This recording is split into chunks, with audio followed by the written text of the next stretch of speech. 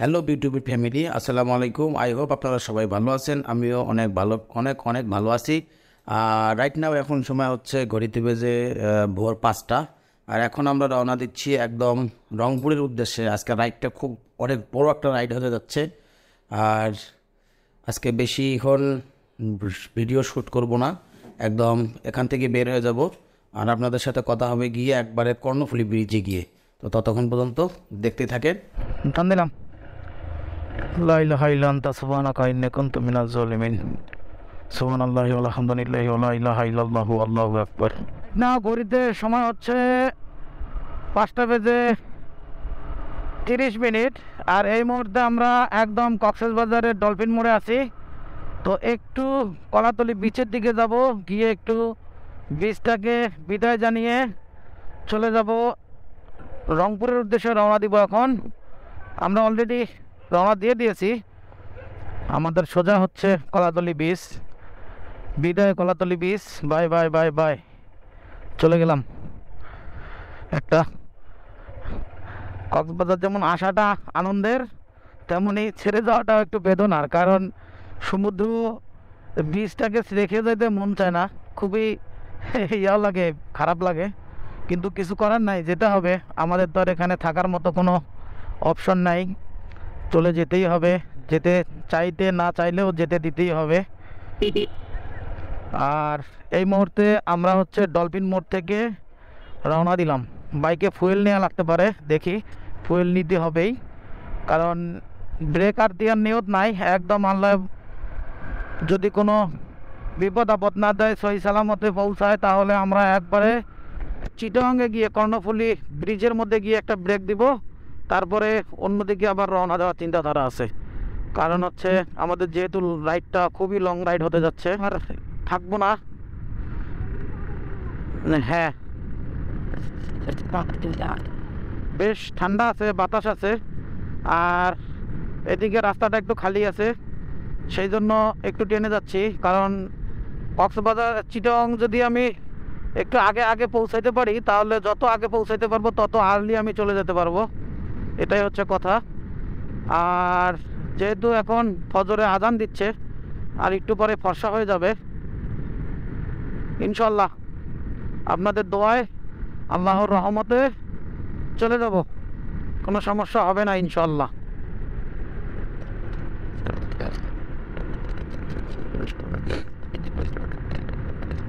আর আমার ভিতরে লাইনার পরছি, বাতাস লাগতেছে না, একটু পায়ে বাতাস লাগতেছে।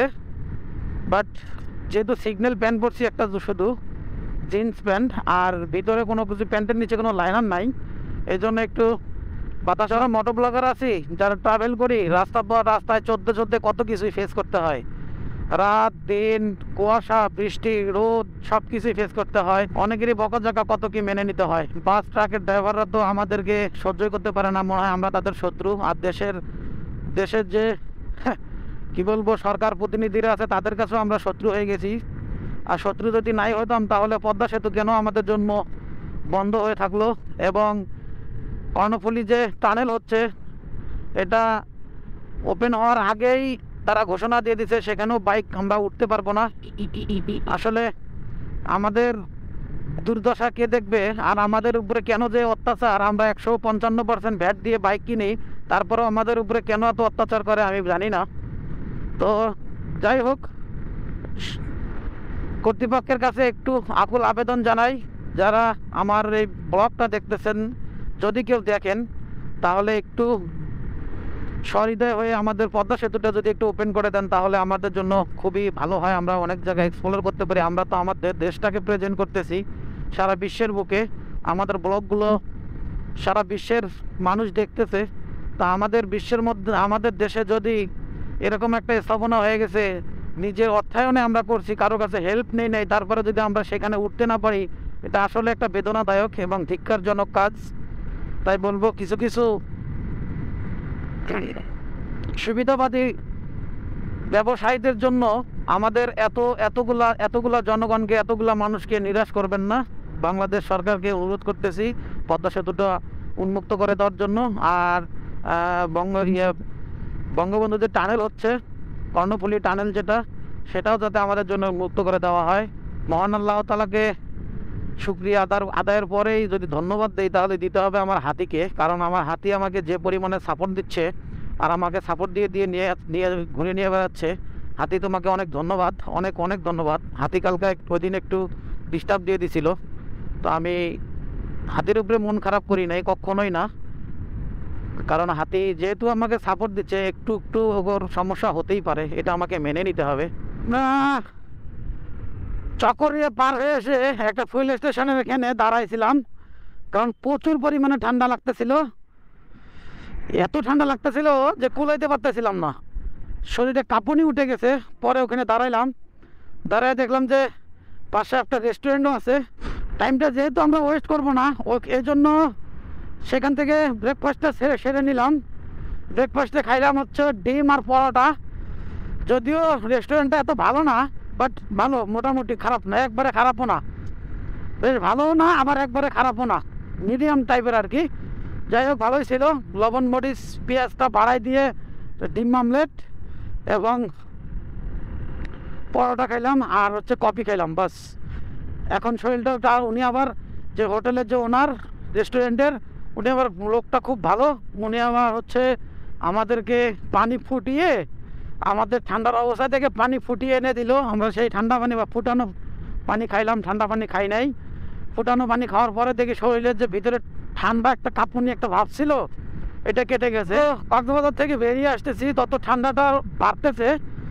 তো জানি না কি হবে আজকে, যেতে হবে তো অনেক দূর, প্রায় 750 কিলোমিটারের রাইড হবে আজকে, অনেক বড় একটা রাইড।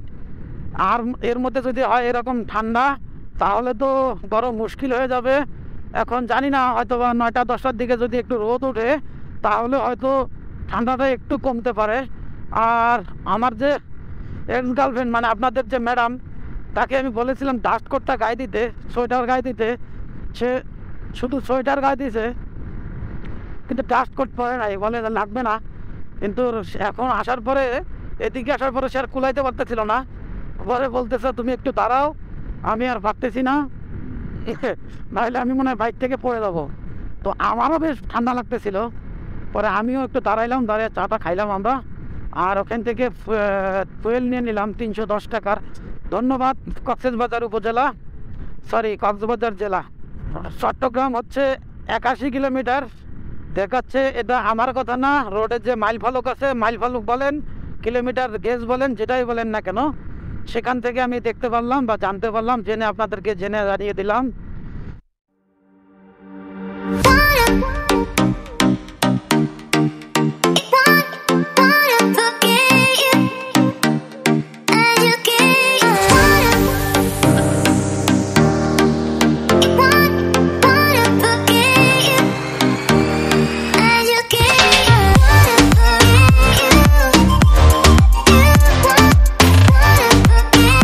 চন্দনাশ পার হয়ে আসছি, আর এই জায়গাটা এতটাই খারাপ যে, এতটাই খারাপ বলার মতো না। একদম পুরো রাস্তাটা এরকম, বেশ কিছু রাস্তা, যদিও রাস্তায় কাজ হচ্ছে, পাশে আর একটা রোড করতেছে। এখন জানি না কতদিন এটা ঠিক হবে। প্রচুর খারাপ রাস্তা, প্রচুর খারাপ, প্রচুর খারাপ রাস্তা। এই মুহূর্তে আমরা আছি হচ্ছে কর্ণফুলী ব্রিজের উপরে, আর এখান থেকে আবার আমরা রাইডটা স্টার্ট করতেছি। আমরা এখন কক্সবাজার থেকে, আপনারা তো ব্লগে বলেই দিছি শুরুতেই, কক্সবাজার থেকে আমরা রংপুরের উদ্দেশ্যে রওনা দিছি। রাইডটাও খুব এক্সাইটেড হচ্ছে, আমারও খুব ভালো লাগতেছে। আমরা এখন এই মুহূর্তে, আমি যদি দেখাই, এটা হচ্ছে কর্ণফুলী সেতুটা, অর্থাৎ যেটা নতুন ব্রিজ বলে, যেটা লোকজন এখানে বলে এটাকে, এটা হচ্ছে কর্ণফুলী নদীর উপরে ব্রিজটা। তো এই আর কি অবস্থা এখনকার আপডেট। তো চলুন আবার রাইডটা স্টার্ট করে দেই। সিএনজিগুলো চালায় কীভাবে দেখছেন? কি এলো মামা, তুমিও যেতে পারলা না, আমাকেও যেতে দিলা না, আয়সা আমাকে আটকাই দিল টাস করে টান দিয়ে। কি বলবো, দিয়ে মুচি মুচি হাসতেছে। এটা হচ্ছে আখতারুজ্জামান ফ্লাইওভার, বেশ বড় একটা ফ্লাইওভার, অনেক চিটাং শহরটা পুরোটাই আপনি ফ্লাইওভার দিয়ে যেতে পারবেন, যেদিকে যাবেন সেদিকে যেতে পারবেন। বাট আমি গুলায় ফেলাই কোন রাস্তাটা কোন দিকে, না এটা বোঝা বড় টাফ। কারণ আমরা যারা ট্রাভেলার, আমরা তো নতুন আসি, এক জায়গার রাস্তা চেনা এটা খুব মুশকিল হয়ে যায়। আর যারা এখানে সবসময় যাতায়াত করে, সবসময় থাকে, চলে, তাদের জন্য কোনো প্রবলেম নেই। এই মুহূর্তে আছে হচ্ছে বাইজিৎ লিঙ্ক রোডে। আর আজকে দাঁড়াবো না, কারণ আজকে যেহেতু রাইডটা অনেক বড়, সেই জন্য টাইমটার দিকে একটু দেখতে হচ্ছে। এই জন্য আজকে আর এখানে দাঁড়াবো না, আপনাদের শুধু যেতেই ভিউটা দেখাবো।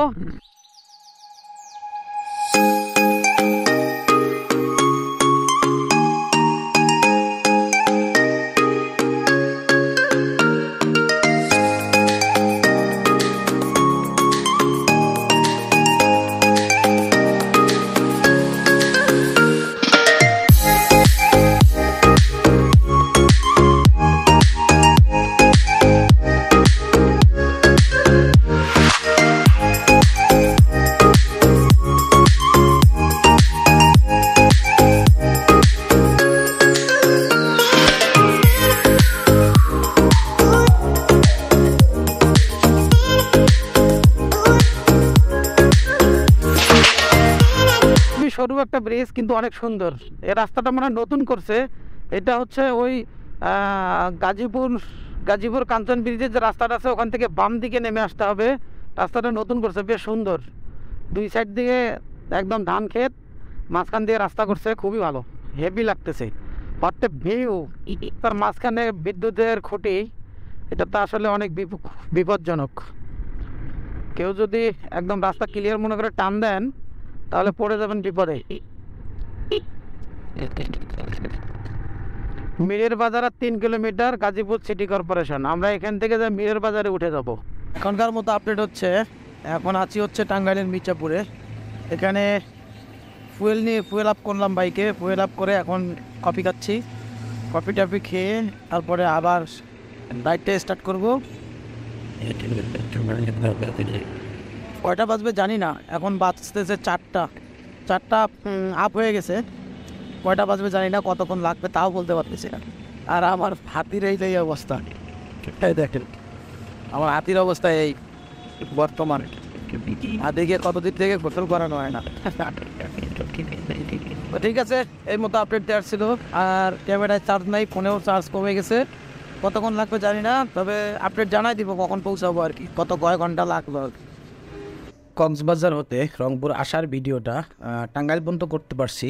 তারপরে গোপ্রো এবং ফোনের চার্জ শেষ হয়ে যাওয়ার কারণে আর ভিডিও শ্যুট করা হয় নাই। আর আমি এসে পৌঁছাইছি হচ্ছে রাত্রে 11টার দিকে। প্রচুর পরিমাণে ঘন কুয়াশা ছিল, রাইড করতে অনেক সমস্যা হয়েছে। তো যাই হোক, তারপরেও ইনশাল্লাহ আল্লাহর রহমতে চলে আসছি বাসায়। আর এখন পর্যন্ত সম্পূর্ণ ভিডিওটা যারা দেখছেন তাদেরকে অসংখ্য ধন্যবাদ। আর যারা এখনও চ্যানেলটা সাবস্ক্রাইব করেন নাই, এখনই সাবস্ক্রাইব করে পাশে থাকা বেল বাটনটি প্রেস করে রাখবেন, তাতে করে আমার দেওয়ার ভিডিওর নোটিফিকেশনগুলো সবার আগে পৌঁছে যাবে আপনার কাছে। ধন্যবাদ সকলকে, দেখা হচ্ছে নতুন আর একটা ভিডিওতে। ততক্ষণ পর্যন্ত ভালো থাকবেন, খোদা হাফেজ।